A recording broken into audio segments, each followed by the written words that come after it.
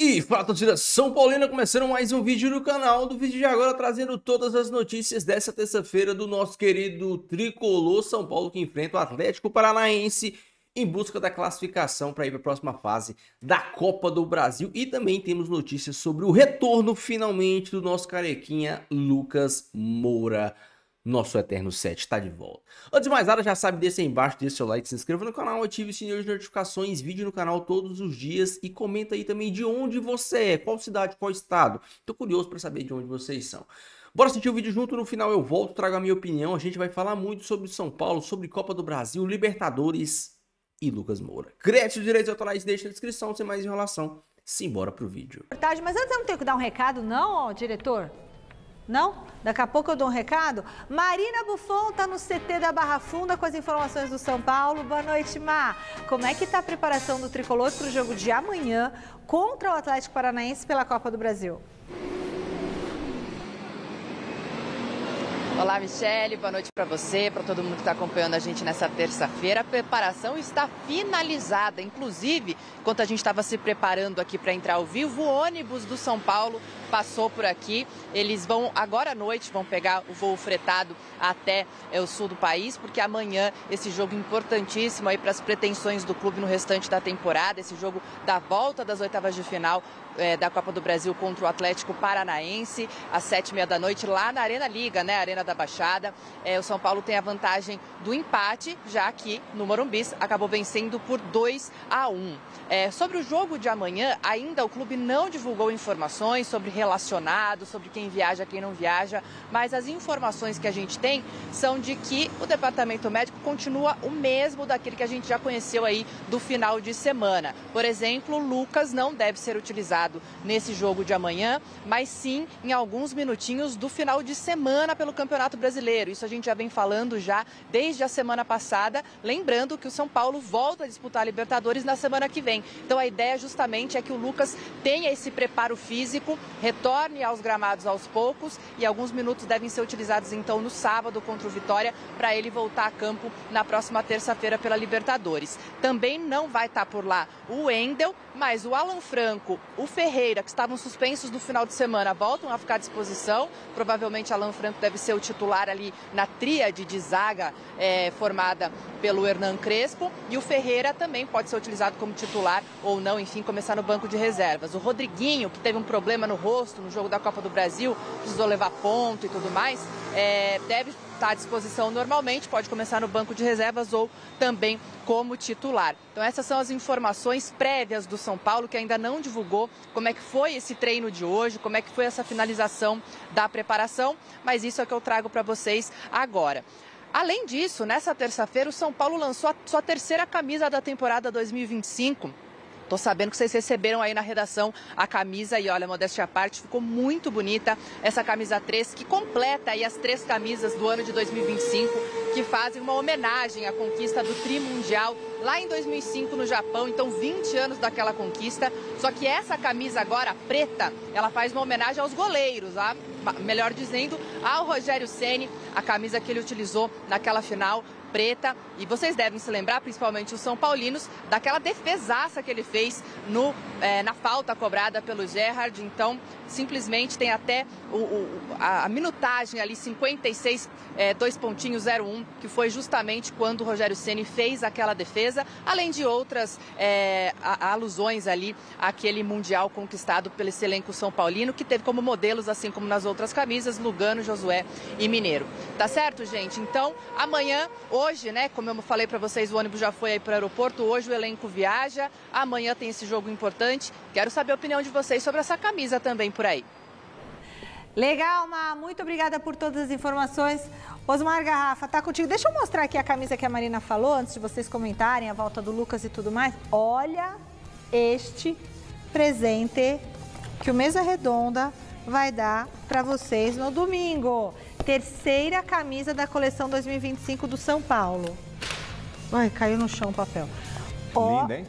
Eu acho que essa daqui é uma das camisas mais bonitas que eu já vi de futebol do mundo. Olha, tem um detalhe aqui embaixo. Do nosso público domingo, então, Mi? Pro nosso público é tamanho G. Que legal, hein? Domingo no Mesa Redonda. Muito bonita, tá aqui. Aqui, ó, inspirada no modelo utilizado pelos goleiros tricolores no título histórico, como a Marina falou, em 2005 no Japão. Mas é bonita demais. Domingo tem esse presentaço no Mesa Redonda. Babando aí, Chico? Ligado. Babando não, aqui, ó, essa camisa não me diz nada. Ô, Chico, o que tá escrito aqui, ó? O que tá escrito aqui, ó? O que tá escrito aqui? Aqui? Não, eu sei, mas não vou falar. Não fala, não. Não fala, que tá tudo em japonês aqui, ó. Escrito em japonês. Vamos São Paulo, vamos ser campeão. Eu acho que é isso também. Então, ó, esse presentaço domingo no Mesa Redonda para os nossos telespectadores que interagirem com a gente pelas redes sociais, YouTube, Instagram, Twitter. Agora, o Lucas. É uma expectativa muito grande para a volta do Lucas. A gente conhece a seriedade do profissionalismo que é o Lucas, né? Optou-se por um trabalho conservador nessa lesão e agora a gente está esperando que o Lucas possa voltar para ajudar esse embalo do São Paulo. Eu vou um pouco mais além. Quando a enquete eu já coloquei que o São Paulo é aquele que está mais perto da próxima fase da Copa do Brasil, porque acho que ele não vai ter muitas dificuldades de passar do Atlético Paranaense e mais. No domingo, no Mesa Redonda, nós estaremos falando de 8 vitórias, já são 6, né? Com mais 2, é isso? Já são 5 ou 6 vitórias? 5, né? São 5, aí são se 6 ganhar 6, amanhã, aí vai ser 7. Domingo no Mesa Redonda, muito provavelmente estaremos falando da 7ª vitória consecutiva do Tricolor. Mas... E o Lucas Moura, tem até falar com cuidado, perto do retorno, isso é possível? Talvez, quem sabe, contra o Banco, contra o Vitória, quem sabe, é isso? Esse é o cenário? Sim. Aliás, esse já era o cenário há algum tempo, né? O Lucas Moura, depois de ter sentido novamente a lesão, né? Vamos para lembrar.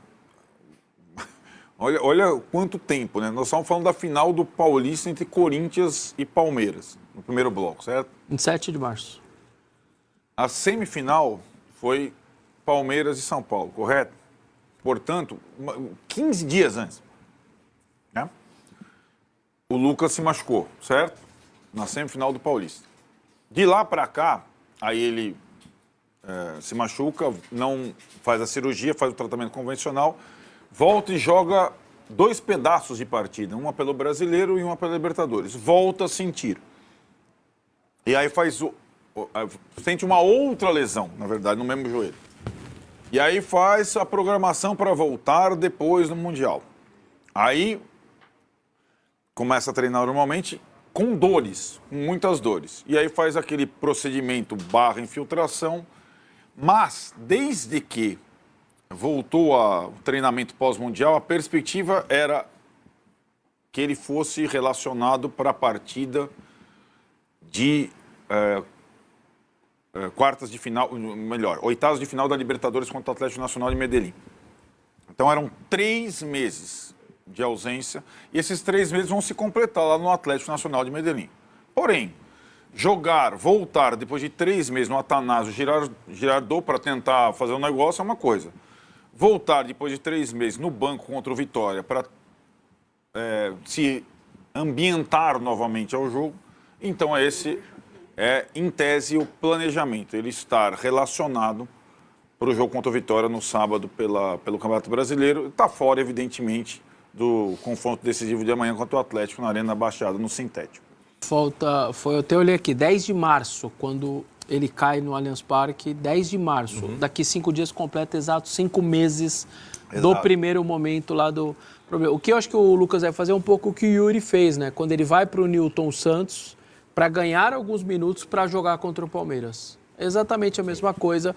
Você enfrenta o Vitória, joga alguns minutos, ganha um pouco de ritmo e aí você consegue ir para a Colômbia em uma condição um pouquinho melhor. A Dedé aqui fala, creio apenas no Lucas Moura inteiro na Libertadores, diz aqui a Dedé. Então, mas a Libertadores vai chegar. Segundo Falta jogo, uma semana. Agora falta uma semana. Talvez o que ela quis dizer o segundo jogo, talvez? Bom, Não vai estar. antes de tudo isso... Ele jogou 13 partidas esse ano, 11 no Paulista.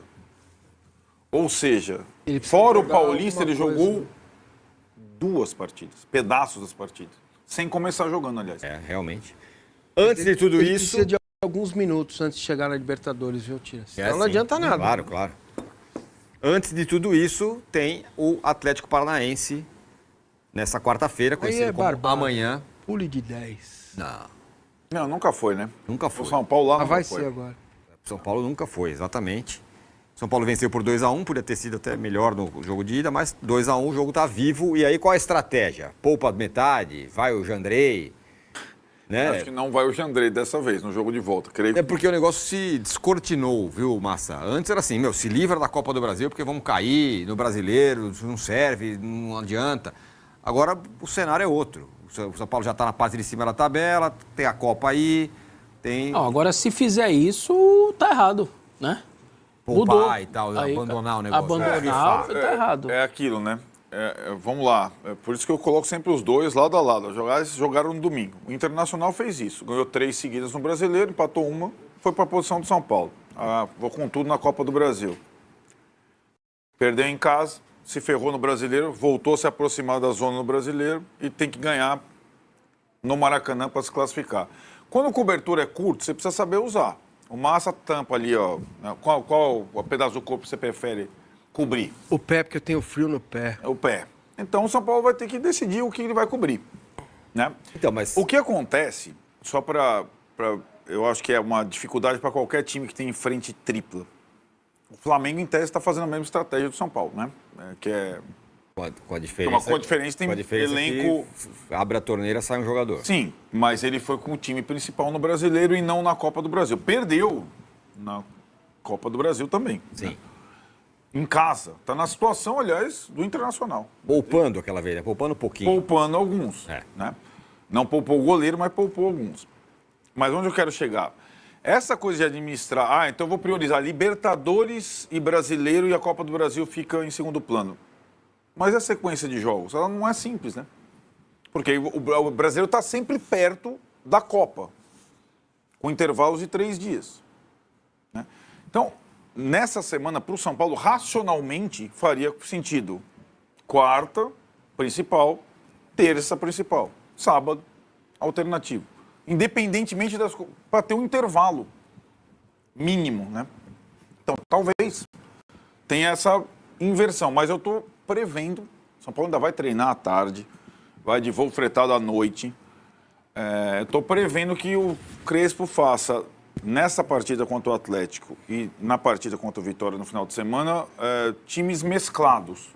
Troque 5, 6, como tem feito em algumas situações, e não inteiro reserva e nem inteiro titular. Tem uma coisa que é diferente, mas tem uma coisa que é diferente. La Copa vem aí.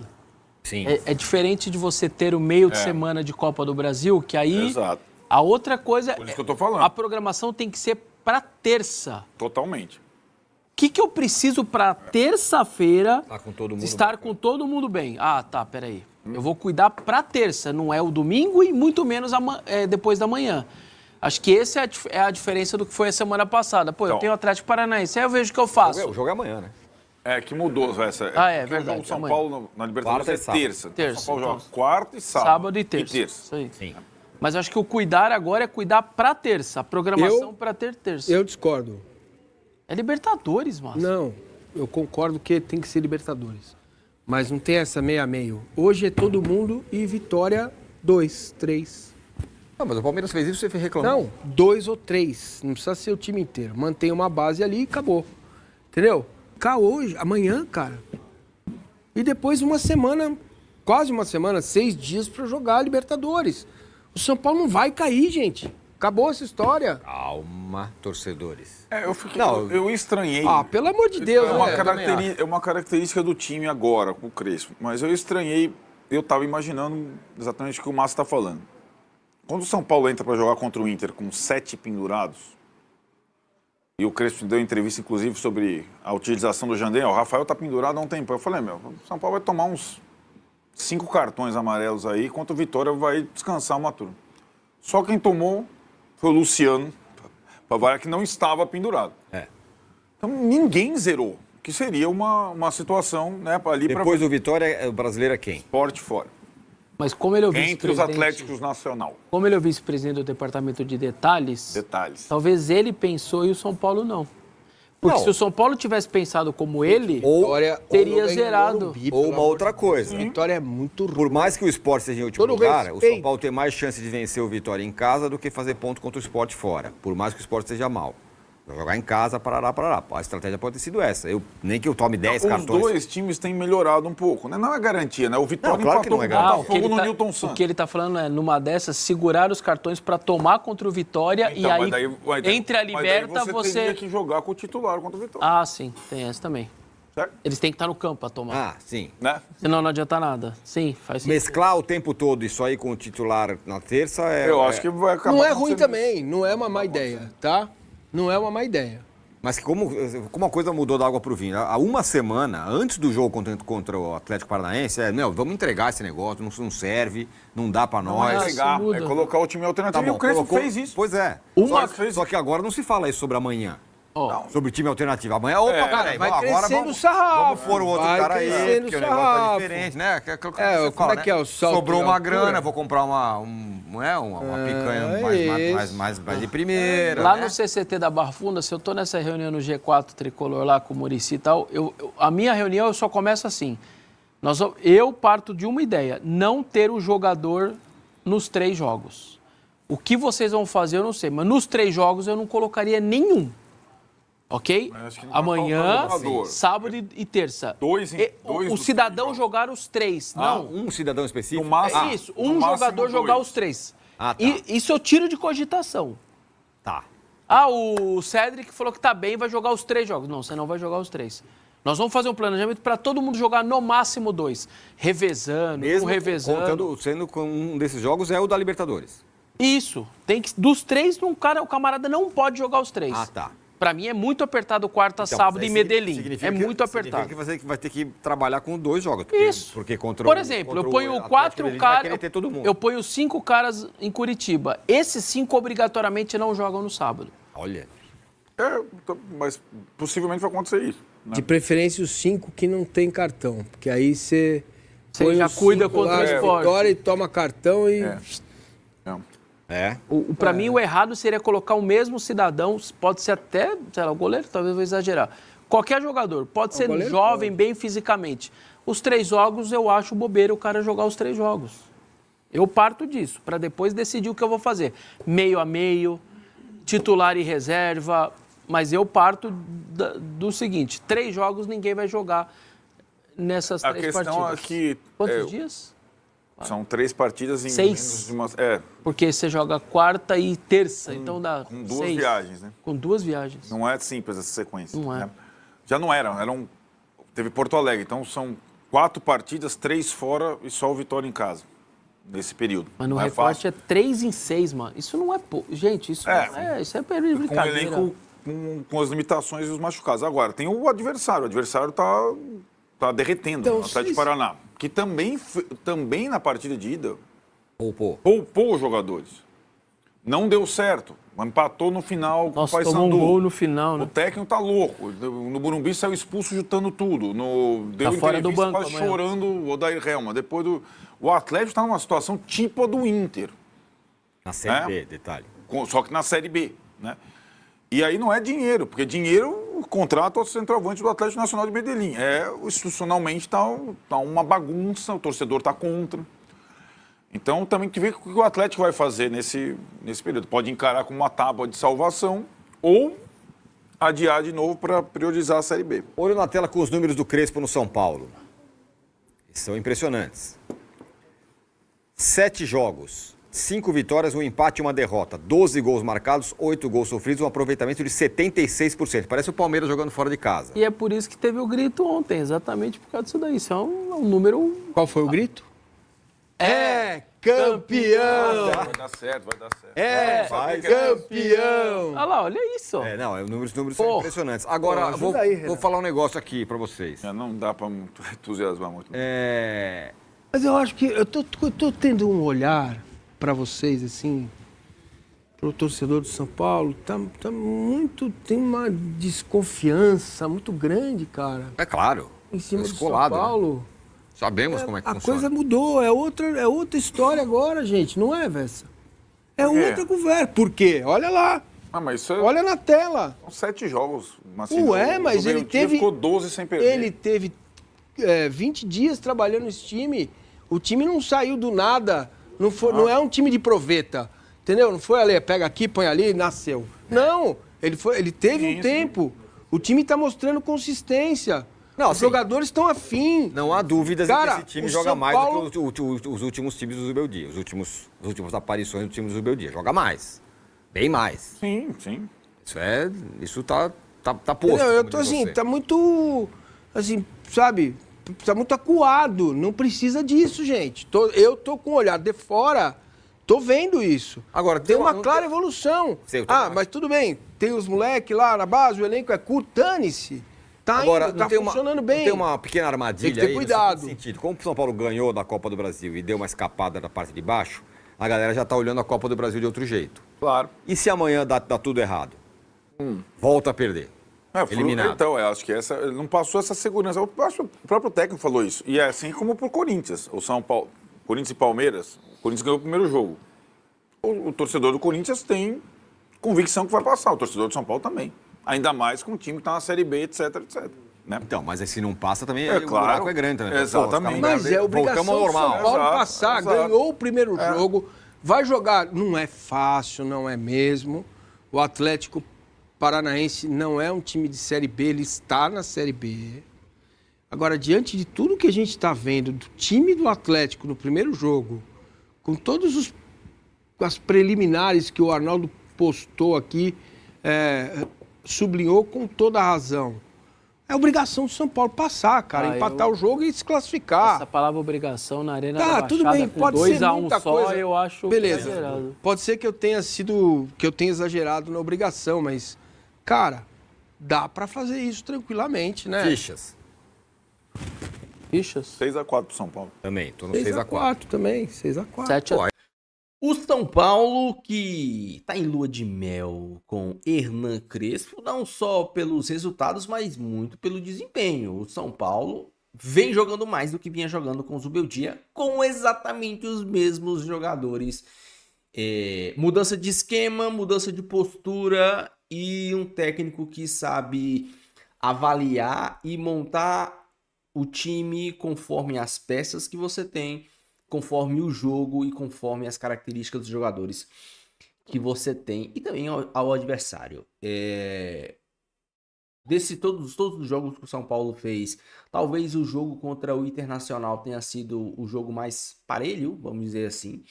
Apesar do São Paulo não ter sofrido tanto, também não criou tantas oportunidades claras de gol. Teve uma boa cabeçada do André Silva, mas nos outros jogos o São Paulo criou mais, gerou mais e chegou de outras formas. Mas um time, para ser campeão, também precisa desse quesito.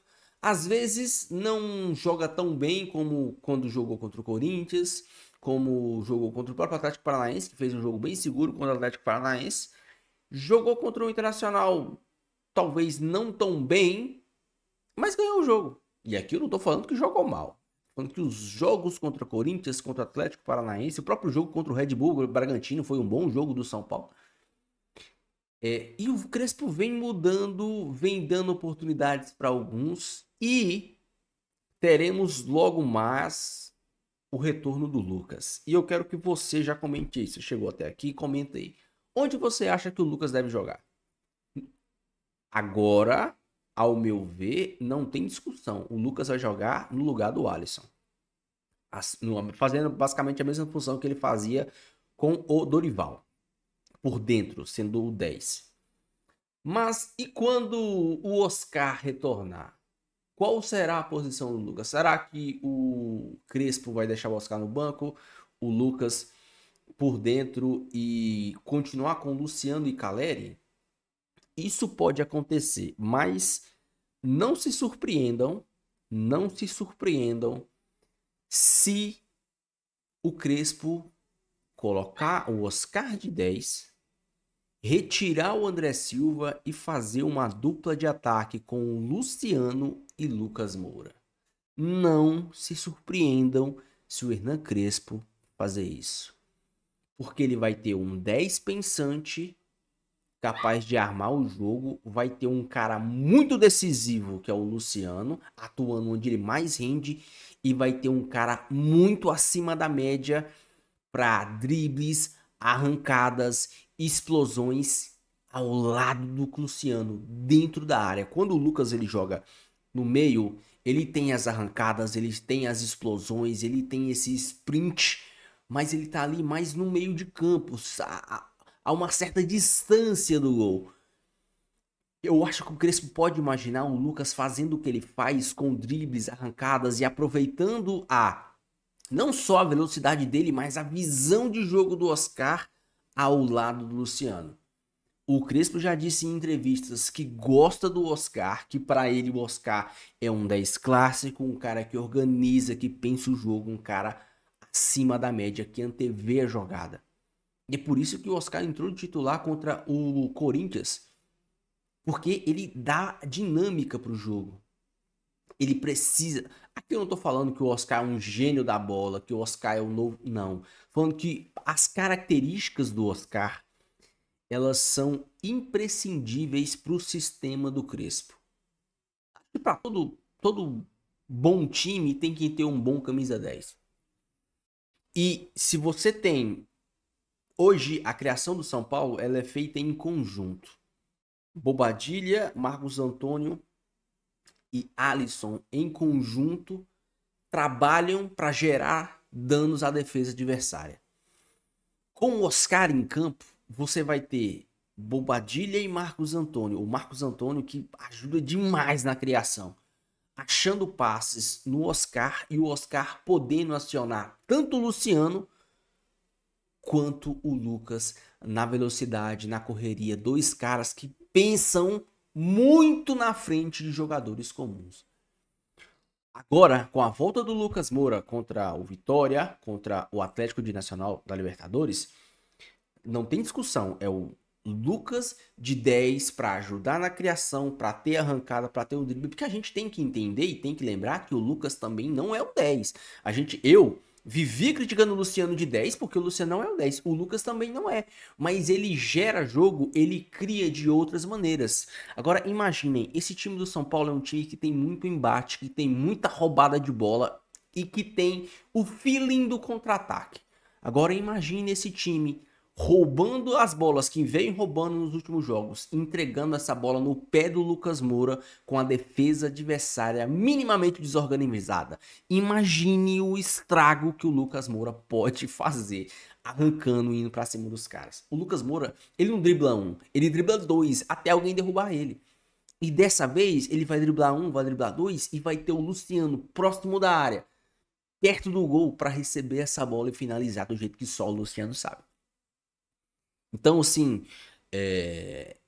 mas vai tirar o André Silva? O Crespo não é um grande fã do André Silva. E é por isso que chegou o Dineno e chegou o Tapia. Chegou dois atacantes.